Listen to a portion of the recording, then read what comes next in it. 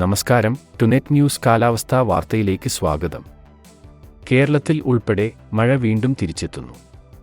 വെള്ളിയാഴ്ച മുതൽ സംസ്ഥാനത്ത് മഴ വീണ്ടും ലഭിക്കുമെന്ന് വിവിധ കാലാവസ്ഥാ നിരീക്ഷണ വിഭാഗങ്ങൾ നേരത്തെ അറിയിച്ചിരുന്നു. ഇക്കാര്യം ടുനെറ്റ് ന്യൂസ് പ്രേക്ഷകരെ കൃത്യമായി അറിയിച്ചിരുന്നു. ഇന്നു മുതൽ ഡിസംബർ 18 വരെ കേരളത്തിൽ ചില പ്രദേശങ്ങളിൽ ഉച്ചയ്ക്കുശേഷം ഇടിമിന്നലോടുകൂടിയ മഴയ്ക്കാണ് സാധ്യത.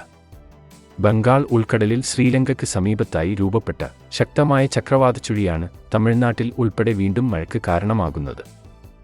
ഇന്ന് ഉച്ചയ്ക്ക് ശേഷം തിരുവനന്തപുരം, കൊല്ലം, പത്തനംതിട്ട, ആലപ്പുഴ, കോട്ടയം, ഇടുക്കി, എറണാകുളം, തൃശൂർ, പാലക്കാട്, മലപ്പുറം എന്നീ ജില്ലകളുടെ കിഴക്കൻ, ഇടനാട് ഭാഗങ്ങളിലാണ് മഴയ്ക്ക് സാധ്യതയുള്ളത്. എന്നാൽ രാത്രിയോടെ ഈ ജില്ലകളുടെ പടിഞ്ഞാറൻ ഭാഗങ്ങളിലും മഴ ലഭിച്ചേക്കും. പത്തനംതിട്ട, കോട്ടയം, ഇടുക്കി ജില്ലകളുടെ കിഴക്കൻ മേഖലയിലെ ചില പ്രദേശങ്ങളിൽ ഒറ്റപ്പെട്ട ശക്തമായ മഴയ്ക്കും സാധ്യതയുണ്ട്. അതേസമയം വടക്കൻ കേരളത്തിൽ വളരെ ചുരുക്കം ചില പ്രദേശങ്ങളിൽ മാത്രമാണ് ഇന്ന് മഴ സാധ്യതയുള്ളത്.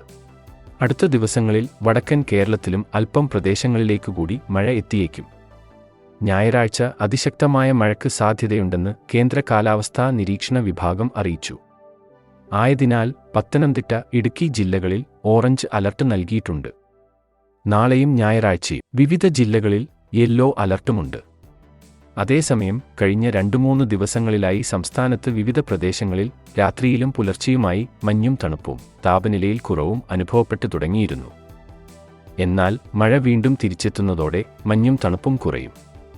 കേരളം, ലക്ഷദ്വീപ് തീരങ്ങളിൽ നിലവിൽ മത്സ്യബന്ധനം വിലക്കിയിട്ടുണ്ട്. കാലാവസ്ഥാ വാർത്തകൾ കൃത്യമായി ലഭിക്കാൻ ചാനൽ സബ്സ്ക്രൈബ് ചെയ്യുക. നന്ദി.